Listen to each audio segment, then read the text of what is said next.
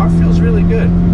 At this moment, I honestly don't get why people bitch about it so badly. I don't know what people are talking about. This car's perfectly fine. There's nothing wrong with this car. Well, good. I'm glad. Now all the other automotive journalists can stop their whining. Yeah, this is it. The buck stops here, boys. Welcome back, Alpha Nuts. I'm here with my buddy Josh, the owner and operator of Exotic Performance, Power and Performance, and he's driven a few modified 4Cs, but he's never driven a completely stock 4C. And mine's completely stock, no like upgrades to suspension or anything. And we'll see if this one tries to kill him the same way the other 4Cs tried to kill him.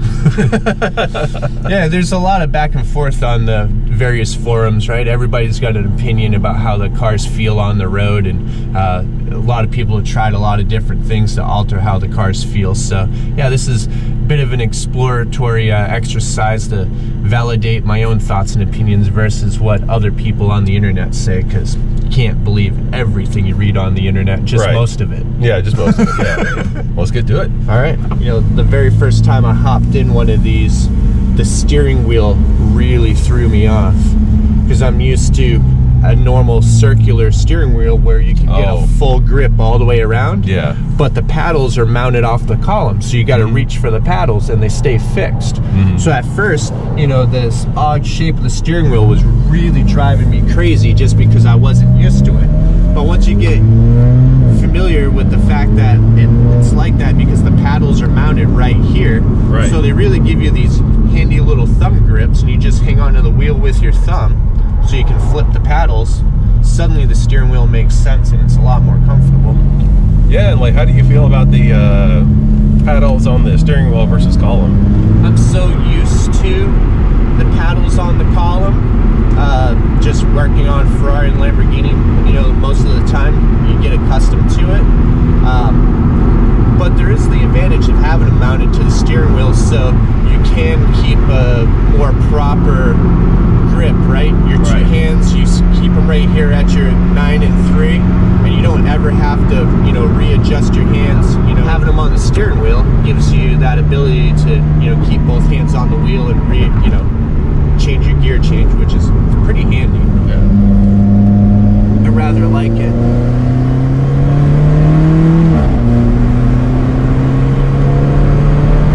So far, I'd have to say the handling on this car is pretty comparable to the two I drove with modified setups. As far as, you know, just general feel. Yeah.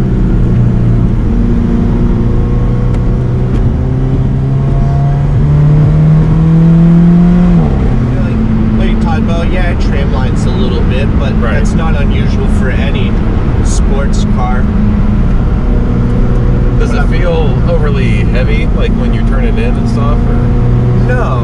No, it doesn't. And I definitely attribute that to how minimal the caster setting is compared to the modified setting, you know? That extra 2 degrees of caster really adds a lot of weight to the steering. It's got a pretty good feel, which, you know, I anticipated that might be the case on why they had so little caster with manual steering. But the worry is with so little caster is that you're not gaining all of the negative camber you want during turning and losing front end grip. But I don't feel like the front is inherently struggling for grip. I have never understeered this car. Yeah. There's been quite a few times where the rear end came out from under me. Yeah. I've driven mid-engine cars like a lot, so like I kind of know what a mid-engine car is going to do when that happens. But I will say that this car does spook me just a little bit more than a lot of cars do. You make a good point, because that kind of brings me back to the conversation of the 90s MR2s. Yeah. But you have such a short and relatively narrow wheelbase, so the car will have a tendency to swap ends much more easily. And it's a little bit harder to grab a hold of, right? Because just basic geometry, right? Your axle is so close to you, you can't really, it doesn't give you a whole lot of warning time to realize it's coming around. Like, it steps out pretty sharply. So you get a little bit, oh shit. Then, you know, I bet the lack of caster also probably exacerbates your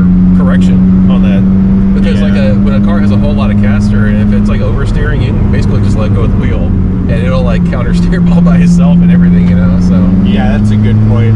That might be one of the reasons why so many guys, especially track-minded guys, like the alignment kits that are available that double the amount of caster the front end has. Is it may gain back some of that control and confidence. What do you think about like the actual like feel of it though? Like when you're steering into a turn and like it's coming good. out and, yeah, it's good. Yeah, I mean, it's what I would want it to be, right? Like you get a little bit of steering feedback here and there, but the car's not fighting me, right? You know, but it is making me want to turn. You know, like it doesn't feel like an effortless power steering car. But to me, the weight of the steering doesn't really start to play in until I'm about at a 90-degree clock, like we were there. You know, right? Once I make that 90-degree clock, now I can feel the weight of the steering, but you know, in between that normal sweep, it's just got a nice natural weight to it. On the modified cars with bad toe setups on them, you know, when I'm in the corner and I've got steering input in, it's kicking it back and trying to straighten the steering wheel out, you know, and push itself straight out through the corner. Yeah. But this car's not doing that. It doesn't do it at all. Okay, good. Wherever you put the steering wheel, it just kind of goes. So I'm not worried about whether or not I'm getting the steering input. I'm just feeling my grip balance between my front and rear, right? Making sure it doesn't feel like it's understeering, giving it a little throttle, make sure I'm not getting too aggressive with it. Like, I mean, like you want to be when you're cornering in a sports car. Right. The car feels really good. The mid-range powers, you know, again, the other cars had software tunes on them. You want to try dynamic? We're still in natural mode. Yeah, I say because the cars make a little bit more power in dynamic, right? They do, and it sharpens up like the shifting and stuff. And the car feels really good. At this moment, I honestly don't get why people bitch about it so badly. Based on my experience between the three cars, I'd have to say that most of the complaints have to be because the cars are poorly set up. The difficult thing about alignments is alignments are almost like a painting, right? They're personal. Yeah, it's a personal preference. Yeah, they are. You know, you get a bad alignment, maybe that's relative to your personal driving, you know, feel and preference. It might be to how the guy who does your alignment thinks and sees things. I always say that people, all these like automotive journalists that are like bitching about like how the steering feels and everything in the 4C, they're just finding something to complain about because you literally can't complain about anything else on the car. You know, that, and I think, you know, people are just wussies. You know, well, how many, deal with it. I say, how many cars less than 30 years old do you think you've driven that don't have power steering in them? Oh yeah, none. Right. So I say you get this or an old Lotus Elise Exige, and that's it. Yeah, so, you have to get something old. You know? Honestly, I mean, this is an easy car to drive. This is not difficult. I think the only thing I'd be curious about is this car has the smaller tire and wheel package on it, and I'd be curious how this car with this setup would feel with the big 19-inch wheels and the Pirellis. I'm curious if the big wheels with the Pirellis do negatively impact some of the steering feel or road feel. Just like we were talking, you know, the Pirelli is kind of... well, the Pirellis are garbage. Yeah, they're terrible street tire.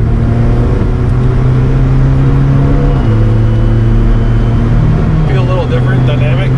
Yeah. I say, it makes a little bit better power. The gearbox is a little bit more crisp.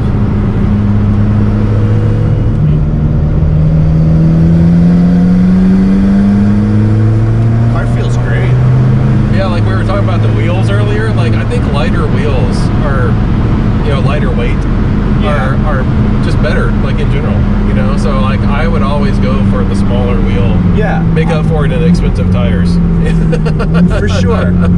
Well, and I had a fun conversation about that with this gentleman, Price Cobb. You know, spent decades in motorsports. He owned an IndyCar race team, and he raced for Jaguar and Porsche factory teams for many, many years. So I was asking him about tires because on my Giulia, right, it's got those trash Pirelli all season. I wanted to improve general, you know, handling and road feel. So I put a Michelin Pilot Sport S4 on. Like, I think I'm gonna go to a wider tire, but not take down the aspect ratio and end up with an overall taller tire, right, with more sidewall than what the factory gave me. So go from a tiny little rubber band, run flat sidewall, which is rock fucking hard, to, you know, a little bit more balloony tire. And so between talking to him, and he said he was, you know, having a conversation with the tire engineer about it, and the consensus was that, especially on the road, and you notice most professional race cars have a pretty good amount of sidewall, and the idea is that, you know, that sidewall allows the tire to move around, which allows the tread contact patch, the grip, you get more effective contact, right? So by increasing the diameter of the tire, you do literally increase the size of the contact patch, and then by allowing the tire more flexibility with more sidewall, you know, as it can deflect and deform over the road surface, maintaining more contact patch. So overall, you know, get better grip out of the tire. There is an offset there, right, where now I get more body roll and stuff out of the car, you know, because the tire sidewall is part of the spring and shock package. So you go to that bigger, softer sidewall, you have effectively softened your suspension. And so I do notice a little bit more body roll with the car. So I adjust my driving technique. Now I set the car a little bit sooner than I would have before, you know, and feel it set, and then dig into the steering wheel and the throttle. But overall, peak grip is up so much more that the car is faster. It's kind of funny how like a softer suspension can actually get you more peak grip. You know, so and it's funny because in some ways, you know, I feel like I'm not able to drive the car as fast because, like, on switchbacks, I have to be a lot more mindful because the weight transfer. So I have to think about that. Like, okay, I'm coming up to a switchback, so my first right-hander can't be as fast because I got to leave some room on the table. You know, I got to sacrifice the right-hander so I can flip the car and get it to go through the left-hander. But as I come through the left-hander, I can just start rolling into the throttle and just power out of the left-hander as fast as I can. But what I'm not realizing is overall, I'm coming into that right-hander faster than I used to be. It's a, you know, my perception is that I am coming through it softer to leave myself room for the left-hander. But in reality, both corners are much faster than they were with the hard, short sidewall Pirelli tire. Like we were saying earlier, you only need enough wheel to clear your brakes. That's all you need. You know, if a 17-inch wheel clears your brakes and you have enough brakes, you know, where you're not overheating them and stuff, that's all you need. I think the little car feels great. Even, you know, I was kind of convinced after driving the other two that the ECU tunes were pretty essential in these cars. Because the one other car I had ridden in that was a stock car felt really flat. You know, I just rode in it because we just did an ECU flash on it. So, but we just went straight up 71 and back. You know, on the highway, we didn't back road it here where you're really playing with the mid-range. And I said, man, you know, like, car feels really flat without the tune. But now actually getting the car around the corners, it has fantastic power through the mid-range where you need it to get the car around the road. Like, don't the tunes just mainly up the high end, the top end? Well, we gain quite a bit of power too. We get a 300 flywheel horse. You know, whatever torque. So that's what, a 50, 60 horsepower gain peak. And it does fatten it up over the mid-range as well, so it does make the cars, you know, faster all the way around while carrying it all the way to the top end. But I mean, this car isn't slow. Like, we're not struggling, doing plenty of speed, and that's with two full-grown ass men in here. I know, right? The two of us are basically like 20% the weight of the car. And I mean, this thing didn't struggle to accelerate through anything. It didn't struggle to make speed. I mean, the car was every bit as fast as it needs to be. Well, good. I'm glad you liked it. I'm glad you approve. Yeah, not all 4Cs are terrible. No, I don't know what people are talking about. This car's perfectly fine. There's nothing wrong with this car. Well, good. I'm glad. Now all the other automotive journalists can stop their whining. Yeah, this is it. The buck stops here, boys. Are you curious about the alignment at all? Do you want to like check it, or? Yeah, we could check it real quick. That way we're really comparing apples to apples as far as we can. So while doing this, you know, visually it looked like the rear track is narrower than the front track, which will also affect how the car handles and that balance of grip and stability front to rear. Right. So measuring it, now that we've got the strings all set up, we verified we've got about 46 millimeters from the center cap to the string up here. 66 millimeters back here. So you've got 40 millimeters total less track width in the rear than the front, which is quite a lot. That's crazy. That's a lot. Yeah. I would definitely put I know for sure 16 millimeter spacers will fit on the rear. 20 might, but I would for sure, yeah, put some wheel spacers on the rear and widen that out and see how it changes, how it reacts. Yeah, that might be interesting to check out. Oh. So alignment wise, right, we've got 36 and 38. So yeah, 2 millimeters towing on that side, 35, 36. That's, you know, acceptable error in our, and then yeah, about 38 there. So you got around 4 millimeters of total tow in the rear, which I would expect. Right. Because that's about the maximum I would ever want to see. So that, you know, depending on how aggressively you wanted the car set up and how much you like a tail happy, throttle happy car, we could take some out of it, but I never want more than that. Yeah, so less tow in the rear is more tail happy, right? Yep. Yeah. When you point that toe in, it creates a mechanical grip in the rear end that makes it want to drive through the front end of the car. Yeah. See, so we got 27 and 25. So according to that, we got 2 millimeters of tow out. 25 and about 26. Splits the difference. 2 millimeters total tow out, 1 millimeter each size. So how does the tow out on the front like affect the handling? It gives you an immediate response. The second you turn the wheel, it's already trying to go whichever direction. Gotcha, right, yeah. Because it's towed out. So as soon as you put some steering input in, you know, you're going down the road. Let's say this wheel's now straight and this one's got a lot of turn in it already. Right, yeah. You're mechanically making the car overreact to your steering input, gotcha, so it makes it turn in a lot more quickly. Yeah. But it also adds to the tram line feel because with that tow out, that's what makes it darty. Yep. Yeah. Okay. Part of it for sure. Yeah. That's kind of what I would expect the alignment on this car to be. And you said the ones that were like really terrible that you drove had 8 millimeter like tow in the rear. Yeah. That's crazy. Yeah. It was insane. Yeah. It was miserable. I'd be curious. Like Art's car, so he has the alignment kit with more camber and caster in the front and the rear spacers, plus the bigger wheels and stuff. I'd be curious, like you say, that, you know, that snappy oversteer tendency.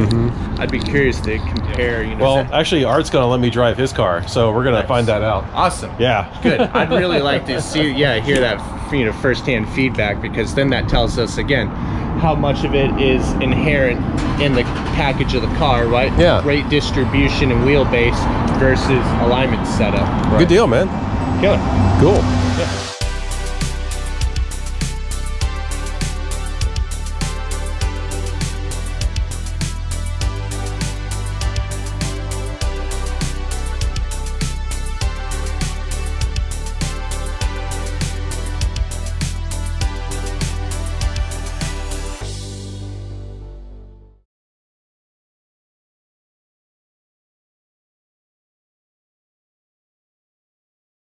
You know, I love my Italian shit. It's like a little fucking carbon fiber tub, mid-engine, fucking turbocharged little hot rod. I'm like,